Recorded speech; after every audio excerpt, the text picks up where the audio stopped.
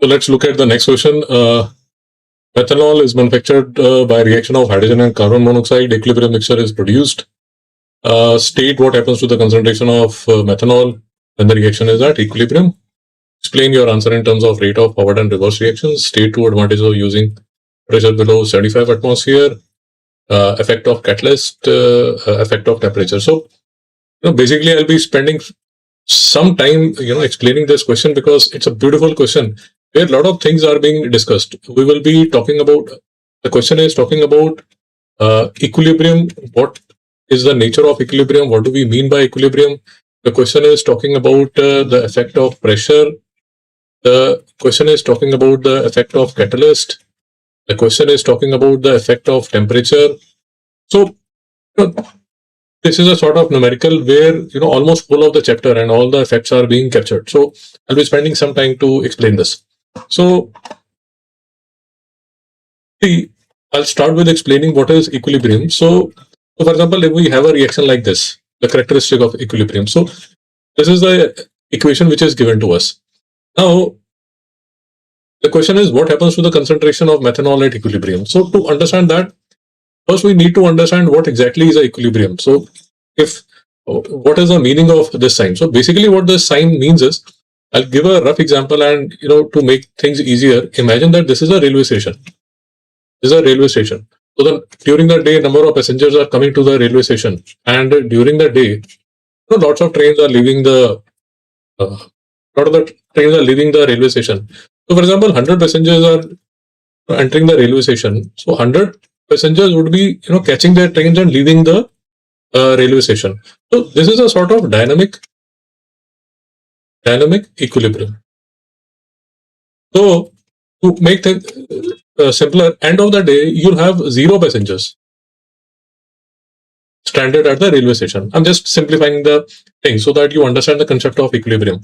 So, what I'm trying to tell here is that if you see a reaction like this, hydrogen plus carbon monoxide gives methanol, what is happening is that the forward reaction, hydrogen plus carbon monoxide gives methanol, the rate of forward reaction becomes equal to the rate of the backward reaction, that the methanol is decomposing into hydrogen and carbon monoxide. So it is called a dynamic equilibrium. It is not as if things have become static. No, it is not like that. Both sides of the equation have the same rate of reaction. So that is the first thing that you need to understand, and that is what is mentioned here. The rate of forward and the rate of the decomposition of methanol is the same. Now remember, both the things are happening. So at equilibrium, the rate of forward reaction is equal to the rate of the reverse reaction. So the concentration of methanol remains the same. Now at the equilibrium point, the concentration of hydrogen, carbon monoxide, and methanol would be same.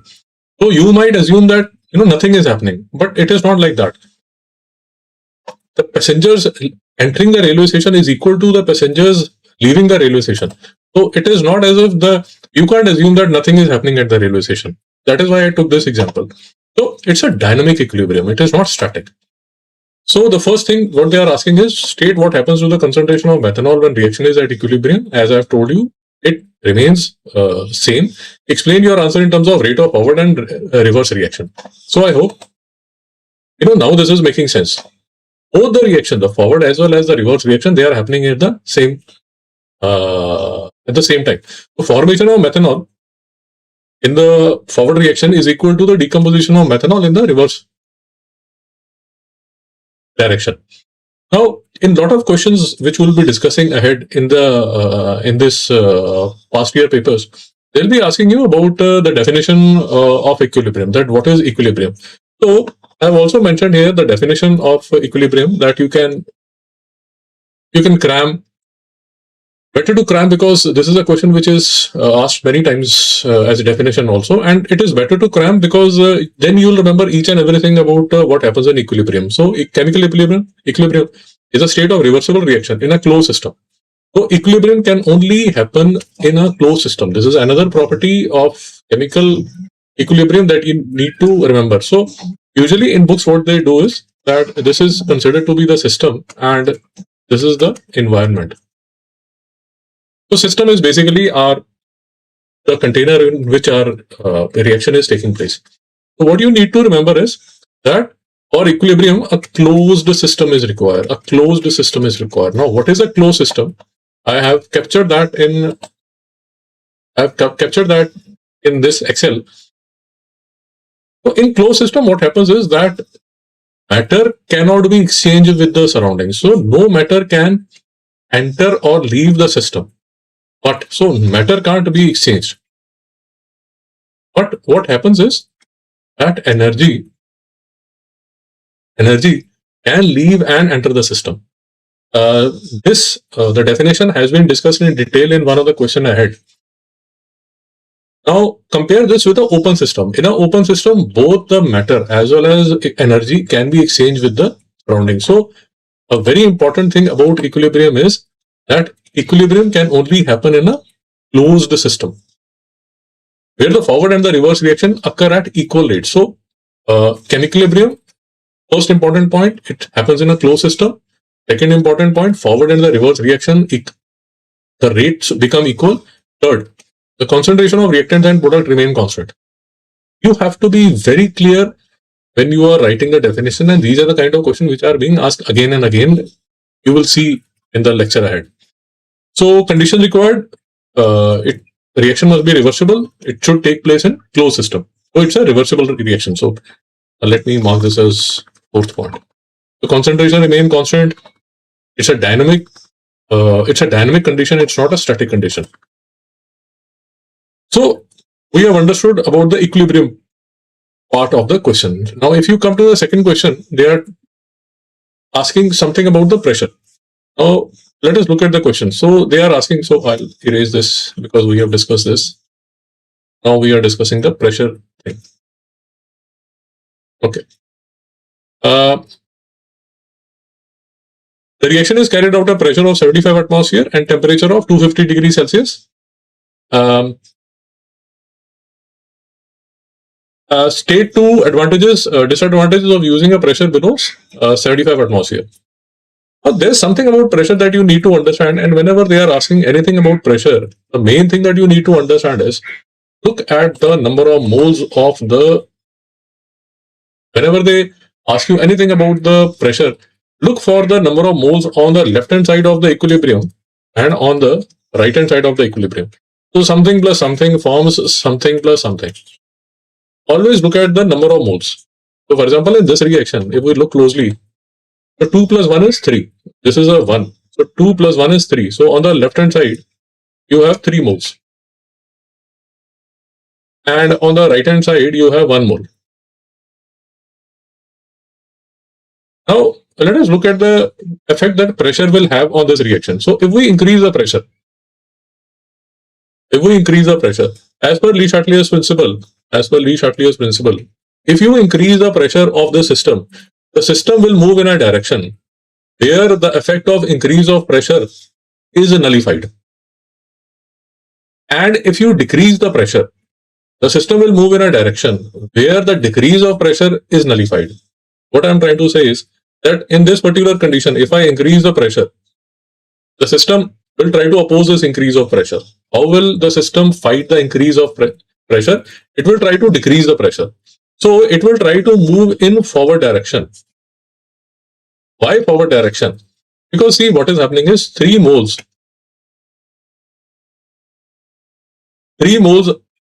are being converted to 1 mole. So if the reaction moves in the forward direction, then less number of moles are being made, and that is why the system will be successful in opposing the increase of pressure. So if we increase the pressure, the system will move in the forward direction. But in this question, if we decrease the pressure, the system will move in a direction which will nullify the decrease in pressure. And that can happen if it moves in the backward direction. Why? Because in the backward direction, 3 moles are being created. Let me another like here. So 3 moles, if the system moves in the backward direction, more number of moles are made. And that is why the decrease in pressure is nullified. Hope this is making sense. So basically, in what the Le-Chatelier principle says is that the system will try to oppose whatever you try to tell it. So there'll be a definition something like this, which will be mentioned in your textbook, that Lee Chatelier, based on practical observation of many reversible reaction states, that when a change is made into the condition of a system in dynamic equilibrium, the system moves so as to oppose that change. So now let us look at this. If you pressure of 75 atmosphere and 250 degrees Celsius. So if you have understood the logic, you will see that in for this reaction, big 75 atmosphere is a big number. The pressure that we have in our environment is 1 atmosphere. So try to imagine 75 times the pressure of the atmosphere, our atmosphere. So why such a huge amount of pressure is being created for this reaction to take place is because we want the forward reaction, the production of methanol to be more. So that is why high pressure is being used. But now what they are asking is state two disadvantages of using a pressure below 75 atmosphere. So now if I use lesser pressure, the first thing, as I have told you, if I use lesser pressure, the reaction will start moving in the backward direction. So as per Lee Chatelier principle, the reaction will move in the reverse direction. So that is the first disadvantage. What would be the second disadvantage? The second disadvantage comes from the rate of reaction chapter. Now, at lower pressure, the rate of reaction will be lower. Why? Because as we have done in the rate of reaction lecture, you can have a look at my rate of lecture reaction also. I have made again a very detailed video on rate of reaction. So as we decrease the pressure, so for example, if this was the pressure of the system and I decrease the pressure, the number of successful collisions for a reaction to take place will decrease. So the first disadvantage is that as per Lee Chatelier principle, the equilibrium will shift in the backward direction. The second disadvantage will be the rate of reaction will be lower. Why? Because number of collisions would be lesser. So that is what is mentioned here. That is what is mentioned here. That lower yield of methanol, that this comes from Lee Chatelier principle. Lower rate of reaction, lower pressure means fewer gas per unit volume, fewer effective collisions. So the effective collisions are more. So methanol is formed more slowly. Okay, now so we have done the second thing that this question was talking about is pressure. We have discussed in detail pressure also. And that is why I was saying that this is a very good question because most of the things are captured in this question that you will be doing in the next hour or so in this particular reaction. So that is why I took some time to explain this in detail. Okay. Now they are asking catalyst is added. Now again, what you need to understand fundamentally about the role of catalyst is, again, this has a the foundation is from the rate of reaction chapter. Now, what a catalyst will do is catalyst will bring the equilibrium faster. So let us assume that the equilibrium takes 5 minutes to reach. But if you add a catalyst, the equilibrium would be reached in 2 minutes. So the only thing that a catalyst does is it brings the equilibrium earlier. So effect on the concentration of methanol at equilibrium. So the so the role of catalyst is brings equilibrium faster. But does it affect the concentration of the product which is formed? No, it doesn't affect the concentration at all. It just brings the equilibrium faster. That's it. So effect on the concentration, no change. Effect on the rate of reverse reaction, yes, it increases. So both the forward reaction as well as the reverse reaction will change. So the role of catalyst is just to enhance the rate of reaction. Okay. So we have discussed catalyst also, and now in the next part they'll be asking something about temperature. So let's see. Discuss temperature also. Actually, There's another question they'll be asking about catalyst, which again, so that's why let's not rub this, because there is in the final part they'll be again asking something about the catalyst. It's a very good question. This was asked in May-June 2025 paper. All the factors, basically almost whole of the the effects of equilibrium have been discussed. So if a temperature of more than 250 degrees Celsius is used, the yield of methanol decreases. Okay. So what he is saying is that if you increase the pressure, if you increase the temperature, so this reaction takes place at 250 degrees Celsius. But what he is saying is if temperature is more than 250, the yield of methanol decreases. So basically, if you increase the temperature, if the concentration of methanol is decreasing, basically what it means is that the reaction has moved in the reverse reaction, reverse direction. This is what is happening. And what he is saying is state what can be deduced about the forward reaction. So again, they are saying if you increase the temperature, the equilibrium shifts in the reverse direction. So what can be said about the forward reaction? Again, beautiful question, and let's try to discuss this. Let me get some space here. Okay. Now, see, if a reaction, let us assume there's some reaction which happens, x plus y, equilibrium between y plus z. So this is something which happens. Now, the nomenclature which I'll be using in this reaction is that if this is an exothermic reaction, I'll write something like this, which will say that on the right side, energy is being released. So it's basically an exothermic reaction. And if this is an endothermic reaction, I will write this as minus. So this implies that in an endothermic reaction, again, you'll have to have a bit of understanding of the energetics chapter also, chemical energetics also. So in endothermic reaction, basically the system, what it does is it absorbs heat from the surrounding. So that is why I'll write a sign like minus delta. This is just for your reference that in an equation, if I'm using plus delta, if I'm writing something like plus delta here, so what I'm trying to say is that this is an exothermic reaction, and if I'm writing something like minus delta here, so basically what this means is this is an endothermic reaction.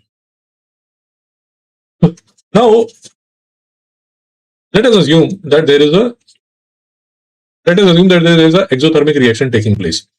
Now, in an exothermic reaction, if you increase the temperature, so the forward reaction is exothermic. If you increase the temperature, as per Chatellier's principle, the system will try to decrease the temperature. How the system can decrease the temperature is the system understands that the forward is exothermic. So the system will shift in the backward direction.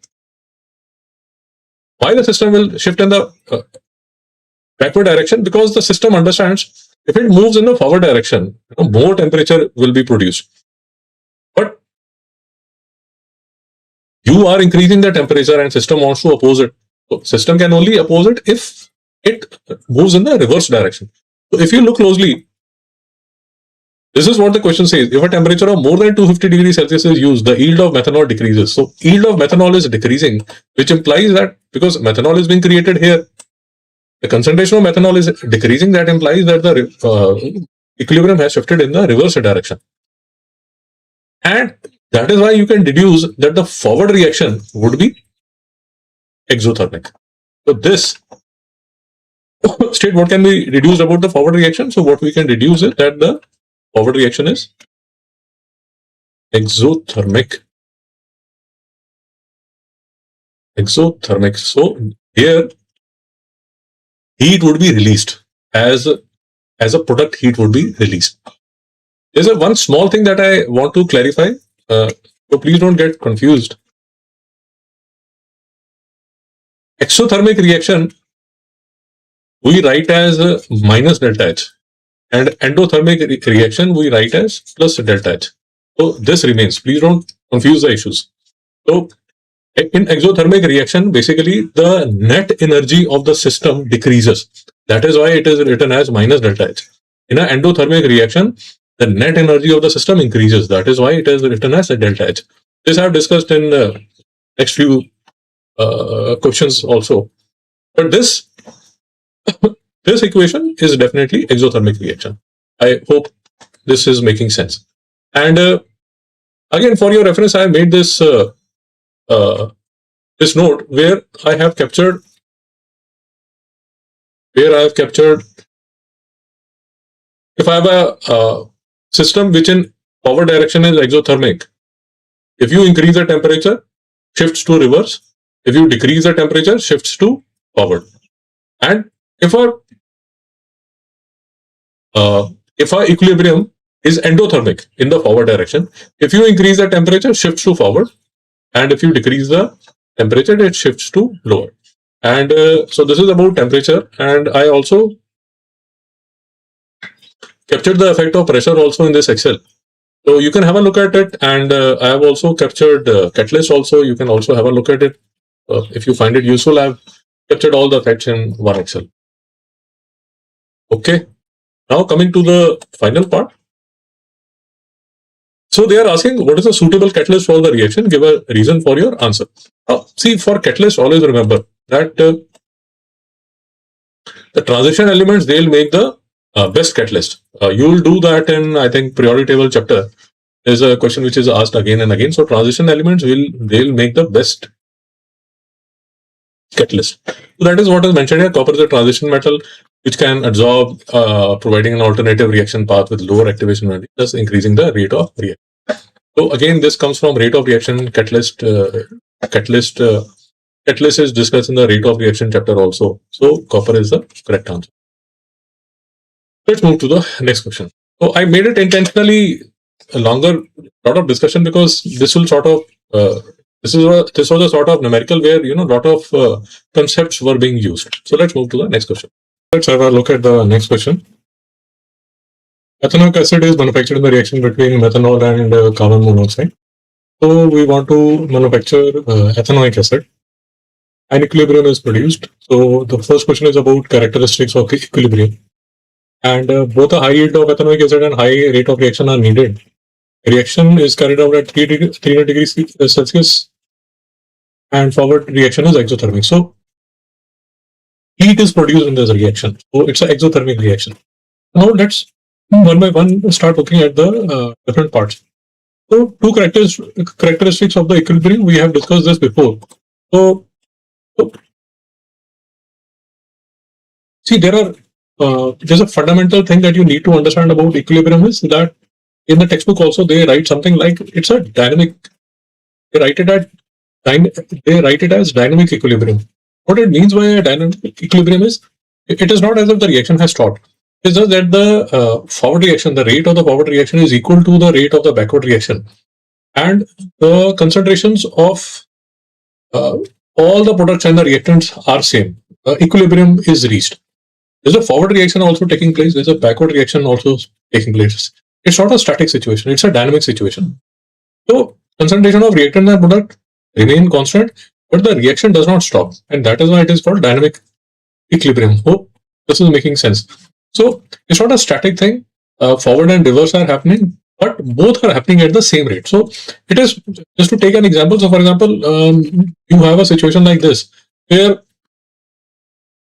for example, at a railway station, the number of passengers who are entering and the number of people who are leaving on trains is equal.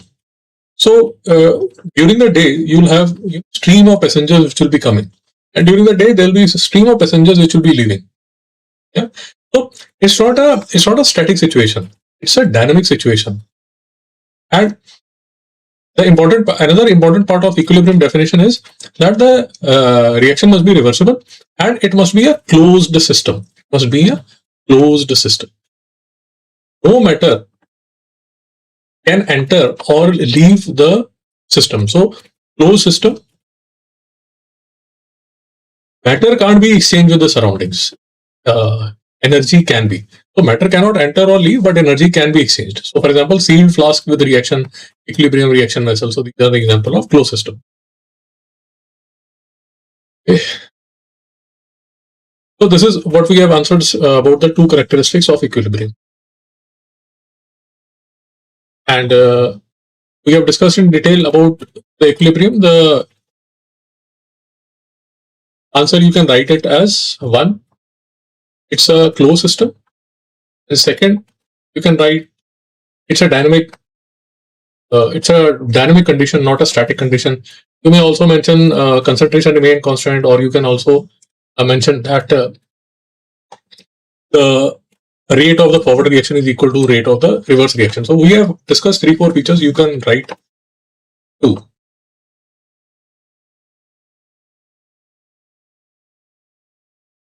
So we have understood that this is an exothermic reaction. State the disadvantage of using a temperature below 300 degrees Celsius. Now, if we use a temperature which is below 300 degrees Celsius, now see what will start happening is that if I decrease the temperature, it's an exothermic reaction.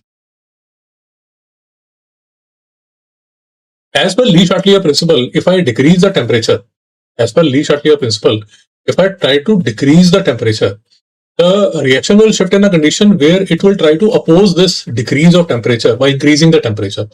So, of course, if I decrease the temperature, because it's an exothermic reaction, on decreasing the temperature, the forward reaction will increase.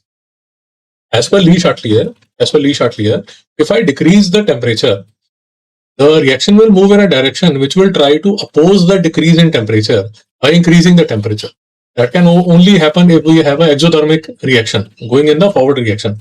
So as per Lee-Chatelier, low temperature should be preferred. But what happens is if I go below 300 degrees Celsius, my rate of reaction decreases. As you would have studied in rate of reaction chapter. At a lower temperature, the rate of reaction decreases. But then what happens?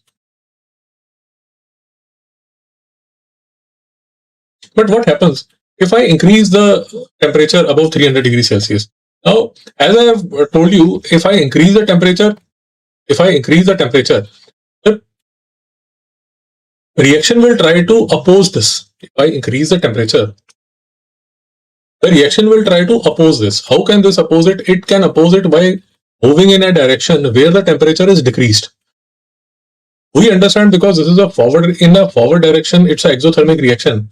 In the backward direction, this will be an endothermic reaction.